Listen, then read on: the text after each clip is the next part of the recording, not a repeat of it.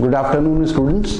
हमारा linear equations के question चल रहे थे, तो नेक्स्ट क्वेश्चन में आते हैं direct. Question number 18, sum of the ages of 4 members of a family 5 years ago 94।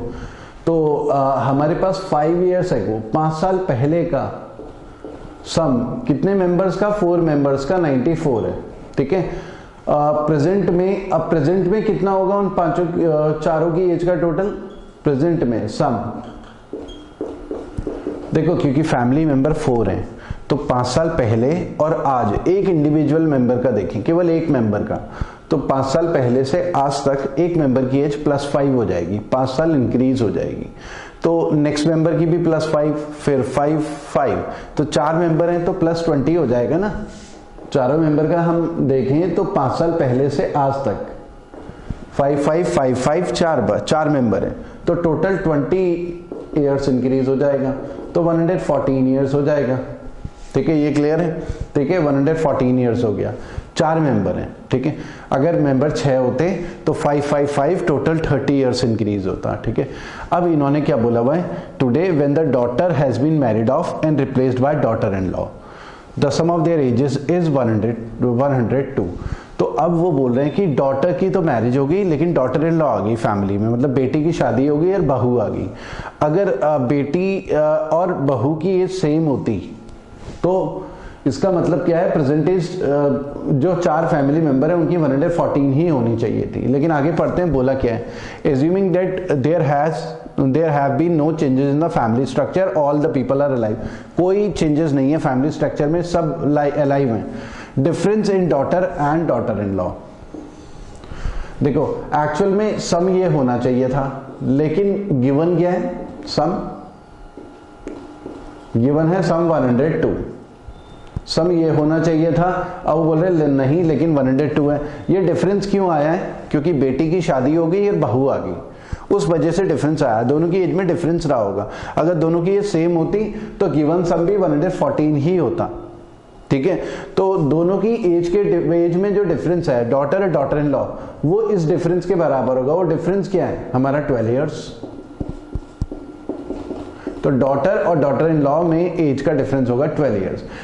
Students ये क्वेश्चन बिना पेन चलाए हो जाता, पेन चलाने की नौबत नहीं थी, सिंपल था। हम ऐसे ही वर्बली कर सकते थे कि 4 मेंबर है लेकिन 5 साल पहले बोला हुआ 5 years ago 94, तो 20 इयर्स हम यहीं पर +20 करते, सोचते 114 टोटल होना चाहिए था लेकिन 102 आ रहा है, तो 12 इयर्स का डिफरेंस आ रहा है। तो यहीं से हमें बात समझ आ गई थी।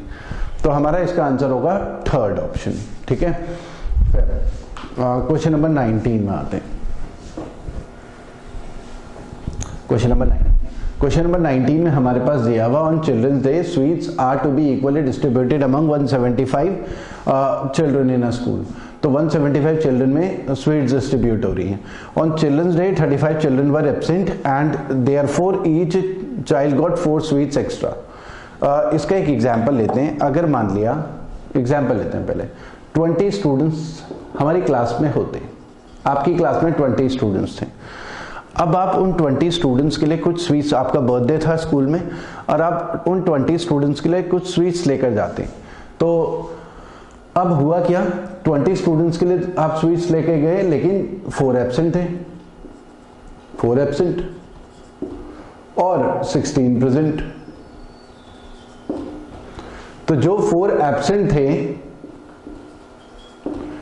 एब्सेंट थे उन एब्सेंट की वजह से, वैसे तो आप सोच के गए थे इतनी स्वीट्स हर एक को देनी है, तो जब आपने सबको जितनी सोच के गए थे उतनी बांटी, तो उसके बाद क्या हुआ, क्योंकि एब्सेंट होने की वजह से कुछ स्वीट्स आपके पास रह जाएंगी रिमेनिंग, तो आपने सोचा कि क्यों ना इसको भी इन्हीं प्रेजेंट स्टूडेंट्स में बांट दिया जाए।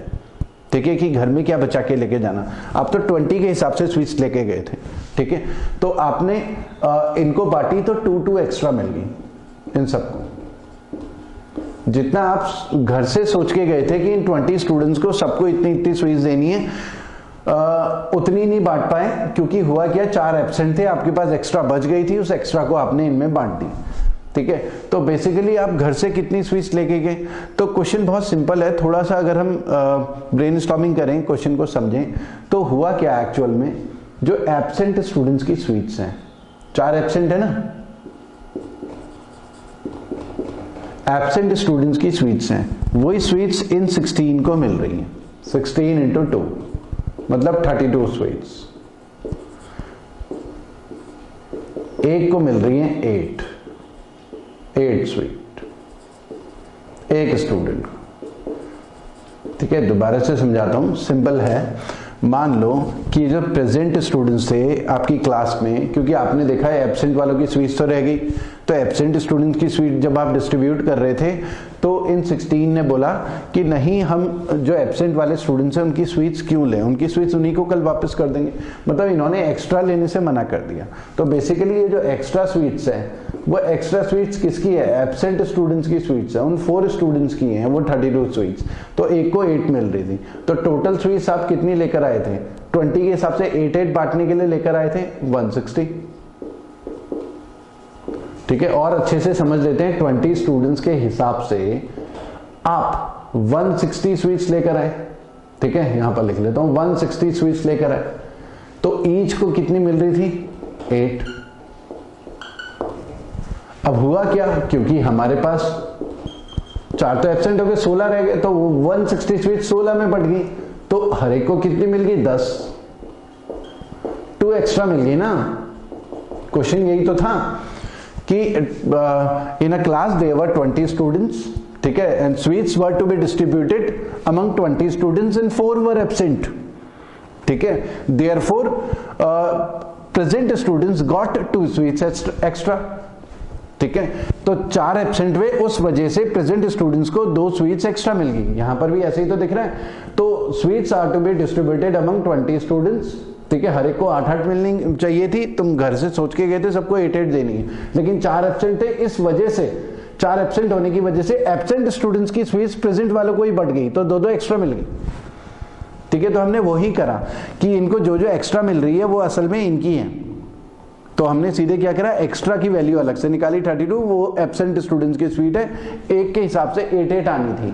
ठीक है, एक के हिसाब से 8-8 स्वीट्स आनी थी, तो 20 इंटू 8 160। तो ये क्वेश्चन भी कुछ ऐसा ही है, जैसे यहां पर बोला हुआ on children's day sweets are to be equally distributed among 175 children. 175 children में स्वीट्स डिस्ट्रीब्यूट होनी है। अब प्रेजेंट और एब्सेंट देख लेते हैं, प्रेजेंट एंड एब्सेंट। ठीक है, एब्सेंट है 35 दिया हुआ, तो प्रेजेंट कितने होंगे, माइनस करके 140। ठीक है, तो इन्होंने बोला है अब तुम तो किस हिसाब से स्वीट्स लेके जा रहे हो, 175 के हिसाब से। Actually on children's day 35 students were absent और therefore each got 4 sweets extra. तो अगर वो एब्सेंट नहीं होते तो एक्स्ट्रा नहीं मिलती किसी को भी, इनके एब्सेंट होने की वजह से ही इनको 4 एक्स्ट्रा मिल रही है, इन सबको 4 एक्स्ट्रा। तो बेसिकली ये जो एक्स्ट्रा स्वीट्स इनको मिल रही है वो एब्सेंट वालों की स्वीट्स हैं। दोबारा से समझा देता हूं कि 140 जो प्रेजेंट स्टूडेंट्स थे, मान लिया उन्होंने एक्स्ट्रा स्वीट्स लेने से मना कर दिया, मान लिया कि उन्होंने बोला कि नहीं हमें तो एक्स्ट्रा नहीं चाहिए, हमें तो हमारे हिस्से की दो, हमें एक्स्ट्रा नहीं चाहिए। ठीक है, उन्होंने लेने से मना कर दिया। तो उन्होंने कितनी लेने से मना करा, 140 इंटू 4। इन प्रेजेंट स्टूडेंट्स ने एक्स्ट्रा लेने से मना कर दिया। ठीक है, तो 140 इंटू 4 लेने से मना करा, ये जो एक्स्ट्रा है, और ये किसकी थी, एब्सेंट वालों की तो थी, उसी वजह से तो इन्हें एक्स्ट्रा मिल रही है। तो ये 35 स्टूडेंट्स की स्वीट्स थी, ये जो एक्स्ट्रा है, टोटल एक्स्ट्रा, वरना एक्स्ट्रा मिलनी नहीं थी अगर ये एब्सेंट नहीं होते तो। ठीक है, तो बहुत सिंपल है स्टूडेंट्स, एग्जाम में कई बार आया हुआ है, तो आपको कोशिश ये करनी है कि ब्रेनस्टॉर्मिंग करनी है और प्रैक्टिकली समझना है, तो यहाँ पर खुद ही समझ में आ जाता है। अच्छा, इनकी स्वीट्स क्या है, वो जो 140 प्रेजेंट है ना, उनको 4 एक्स्ट्रा मिल गया, 140 इंटू 4, तो एक को 16, बिना पेन चलाए भी कर सकते हैं, तो एक को 16 मिल रही है। तो पूछा गया how many sweets were available in the distribution. ठीक है, तो कितनी स्वीट्स अवेलेबल थी, 175 इंटू 16, हर एक के लिए 16 आई ना, तो 175 इंटू 16 का मतलब है 4 बार दुगना करना। तो मैं किस तरीके से करूंगा, 175 इंटू 16, एक बार दुगना करूंगा 175 का तो 350, एक और दूसरी बार दुगना करूंगा, ठीक है 700, तीसरी बार दुगना करूंगा 1400, चौथी बार दुगना करूंगा 2800, तो 2800 हमारा आंसर है, थर्ड ऑप्शन। ठीक है, 19 का। क्वेश्चन नंबर 20,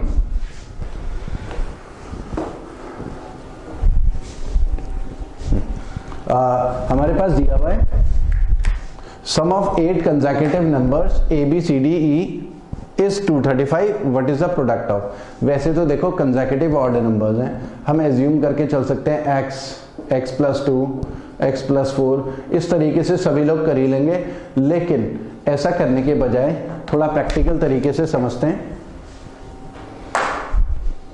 कंसेक्यूटिव नंबर अगर मैं लूं, मान लिया 16 17 18, इनका जो एवरेज होता है कंसेक्यूटिव नंबर का एवरेज, वो हमेशा मिड वैल्यू आता है, बीच वाला नंबर। आप चाहे तो वैसे एवरेज क्या होता है, सम अपॉन 3 करोगे एवरेज बीच वाला ही नंबर आएगा। अगर हमारे पास मान लिया नंबर ये होते हैं, तब एवरेज क्या होता है, एवरेज फिर से क्या होता है, sum upon 5, sum of numbers upon number of numbers, तो एवरेज फिर से मिड वाला नंबर आता। ठीक है, एवरेज हमेशा कंसेक्यूटिव नंबर्स में एवरेज हमेशा मिड वाला नंबर आता। लेकिन अगर ये तो मैंने यहां पर 3 नंबर थे या 5 नंबर थे, 6 नंबर होते तो एवरेज क्या आता, एवरेज होता सम अपॉन 6। तो बीच वाला नंबर अभी हमने डिस्कस करा एवरेज होता है, बीच में 2 हैं, तो इन दोनों की भी मिड वैल्यू कितनी हुई, 18.5। कंसेक्यूटिव नंबर्स में एवरेज हमेशा मिड नंबर होता है। ये तो मैंने कंसेक्यूटिव नंबर लिया, चाहे कंसेक्यूटिव ऑड नंबर लेते हैं हम, 24 26 28 30 32, तो बिल्कुल मिड में क्या है, इनका एवरेज आता सम अपॉन 5, तो एवरेज आता 28। ठीक है, कंसेक्यूटिव नंबर का एवरेज हमेशा मिड नंबर आता है। ठीक है, जो भी नंबर अरिथमेटिक प्रोग्रेशन में हो बेसिकली, तो एवरेज हमेशा मिड नंबर आता है। मतलब हमारा अगर ऐसा कुछ होता कि 27 होता, फिर 31 होता, फिर 35 होता, या 39 होता, 43 होता, ये अरिथमेटिक प्रोग्रेशन है ना, 4 का गैप है, मतलब ऑर्डर में वो नंबर और गैप सेम हो, तो एवरेज हमेशा क्या आता है, मिड नंबर आता है, सम अपॉन 5, तो एवरेज आता है बिल्कुल मिड नंबर 35। बहुत सिंपल। ठीक है, और एवरेज से हम सम भी निकाल सकते हैं इन सब का, क्योंकि सम क्या होगा, एवरेज इनटू नंबर्स। तो बेसिकली अगर हमें इन पांचों का सम निकालना हो, तो हमें पता है कि इनका एवरेज तो 35 है, तो 35 इंटू 5 175, क्योंकि सम क्या होता है, सम होगा हमारा एवरेज इनटू नंबर्स। ये जो स्टूडेंट्स मैं डिस्कस कर रहा हूं, क्योंकि एवरेज ऑफ नंबर्स क्या होता है, sum of numbers upon number of numbers. ठीक है, तो सम को यहीं पर छोड़ दे तो क्रॉस मल्टीप्लाई से average of numbers into number of numbers sum के इक्वल होगा। तो ये कॉन्सेप्ट आपके काफी काम आने वाले हैं। कई बार बिना पेन चलाए आप कई चीजें कैलकुलेट कर सकते हैं, जो भी हम डिस्कस कर रहे हैं। जैसे यहां पर अगर हमें निकालना हो इनका सम, तो इनका एवरेज तो 18.5 है इंटू 6। अब 18 इंटू 6 108। ठीक है, टेबल भी आपको लर्न होनी चाहिए। और 6 की 0.5 के साथ अलग करेंगे तो कितना होगा, 3 और आ जाएगा, तो 108 और 3 111। ठीक है, ऐसे ही यहां पर सम कितना होगा, 28 इंटू 5 140। ठीक है, तो हम सम भी निकाल सकते हैं एवरेज से, क्योंकि एवरेज मिड वाला नंबर तो हमें ऑलरेडी मालूम ही होता है। ठीक है, तो इसमें 5 कंसेक्यूटिव ऑड नंबर है, इनका सम दिया हुआ 235। तो अगर इनका एवरेज निकालना हो, क्योंकि हमें पता है एवरेज मिड नंबर इन पांचों में कौन सा है, सी, तो इनका एवरेज क्या होगा, 235 बाय 5 47 इनका एवरेज होगा, है ना। तो इनका एवरेज हो गया 47, और 47 अगर इनका एवरेज है तो मिड नंबर 47 हो गया, तो इससे पहले वाला नंबर 45 हो गया। ठीक है, उससे पहले वाला नंबर 43 हो गया, और उसके बाद फिर हमारा 49 हो गया, और फिर ई हो गया 51। ई यहीं पर लिख लेता हूं 51। तो क्योंकि हमें ये नंबर पता था, तो बाकी अड़ोसी पड़ोसी सारे नंबर मिल जाएंगे, कंसेक्यूटिव ऑड नंबर हैं, 2 कम करते जाएंगे, 2 बढ़ाते जाएंगे। Product of A and D पूछा हुआ है, तो ए कितना है 43, डी हमारा 49 है, तो इनको मल्टीप्लाई करना है, 9 3 जा 27, 2 कैरी। ठीक है, और ये हो गया 36, और 12 48 और 2 50, 5 कैरी, और ये हो गया 16 और 5 21, तो 2107 हमारा हो गया आंसर, 2107 फर्स्ट ऑप्शन आंसर है। ठीक है, तो ये फर्स्ट हमारा आंसर हो गया स्टूडेंट्स। तो कंसेक्यूटिव नंबर्स का इस तरीके से हम निकाल सकते हैं। ठीक है, और आपके पास कभी सम निकालने के लिए आए हमारे पास, जैसे फॉर एग्जांपल कोई भी हमारे पास नंबर्स दिए हुए लगातार बहुत सारे, मान लिया 15 16 17 18 19 20 21 22 23 24, ठीक है, और 25, इन सब का सम निकालना है। तो सम निकालना, क्योंकि ये बिल्कुल एपी में अरिथमेटिक प्रोग्रेशन में है, तो इनका सम निकालना बहुत आसान है। जो पहले तो नंबर गिन लेने हैं, 1 2 3 4 5 6 7 8 9 10 11। तो जो मिड वाला नंबर होगा वो एवरेज होगा, 11 है तो छठा नंबर सिक्स्थ वाला मिड में होगा, तो ये कि 5 सिक्स्थ ही है, ठीक है, ये एवरेज होगा। और ये 11 नंबर है तो सम कितना होगा 20 इंटू 11, ठीक है, 220। बहुत सिंपल है स्टूडेंट्स, थोड़ा सा बस आपको ब्रेनस्टॉर्मिंग करनी है। बेसिकली एवरेज होता क्या है, average of numbers, basically number of numbers. ये एवरेज की हमारी प्रॉपर क्लास भी होगी आगे, क्योंकि अभी तो लीनियर इक्वेशन चल रहा है। एंड ये सम ऑफ नंबर्स और number of numbers, sum of numbers और नंबर ऑफ नंबर्स। तो बेसिकली सम ऑफ नंबर्स कितना हो गया,